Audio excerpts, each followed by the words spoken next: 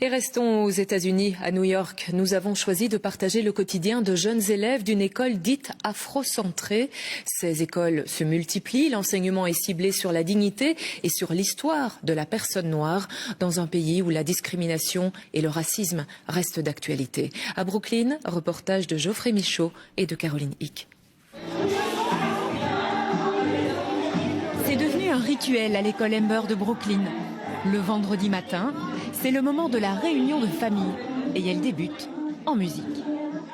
Qui est cet artiste? Sister Sledge. Et comment s'appelle la chanson? We are family. Oui, c'est ça. Et on écoute cette chanson parce que nous sommes une famille. On est tous frères et sœurs. Pendant une demi-heure, les enfants vont être mis en valeur. Tameka, l'animatrice, leur apprend à avoir confiance en eux et à s'aimer. I love myself. I love myself. I love my hair. I love my skin. Dans cette école, les enfants sont noirs ou métis. Et aujourd'hui encore, en 2019, on ne leur renvoie pas toujours une image très positive de leur communauté. Cet exercice, il est essentiel, surtout pour notre population. Leur point commun à tous, quelle que soit leur origine, c'est qu'ils ont malheureusement une histoire liée à l'oppression et à l'idée selon laquelle ils sont inférieurs. Et tout cela est souvent associé à leur apparence physique. Alors ici, tout l'enseignement a été repensé par cet homme, Rafik Kalam, le directeur. Son école, il l'a voulu afrocentrée.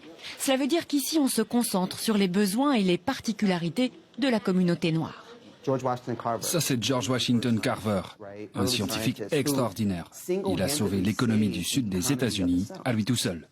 Pour lui, dans les écoles traditionnelles américaines, l'enseignement est totalement biaisé, le cours d'histoire en particulier. Notre objectif à nous, c'est de dire la vérité. Ça fait des années qu'on dit aux élèves américains que Christophe Colomb a découvert l'Amérique. Or, avant 1492, il y a eu des gens de couleur au pouvoir. En Europe aussi. Mais ça, on n'en parle même pas. Comme beaucoup d'autres parents de Brooklyn, Janae a été séduite par cette approche. Ces 4 dernières années, les inscriptions ont grimpé ici de 45%. J'ai l'impression que toute notre vie, on nous a raconté l'histoire d'autres personnes.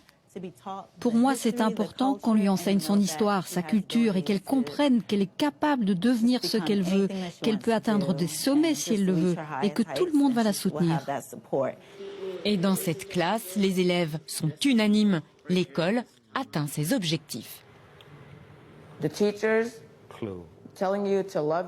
Avoir des profs qui vous disent que vous devez vous aimer, c'est un privilège, parce que dans le monde réel, on ne vous dit pas de vous aimer. Il y a toujours quelqu'un qui veut que vous tombiez, que vous trébuchiez. Il n'y a pas qu'ici à Brooklyn que l'on peut inscrire son enfant dans une école afrocentrée. Plusieurs d'entre elles ont ouvert leurs portes en Californie, à Washington ou encore dans l'Ohio. Des écoles qui connaissent un succès grandissant auprès de parents convaincus qu'elles seront plus bénéfiques pour leurs enfants que celles du système scolaire traditionnel.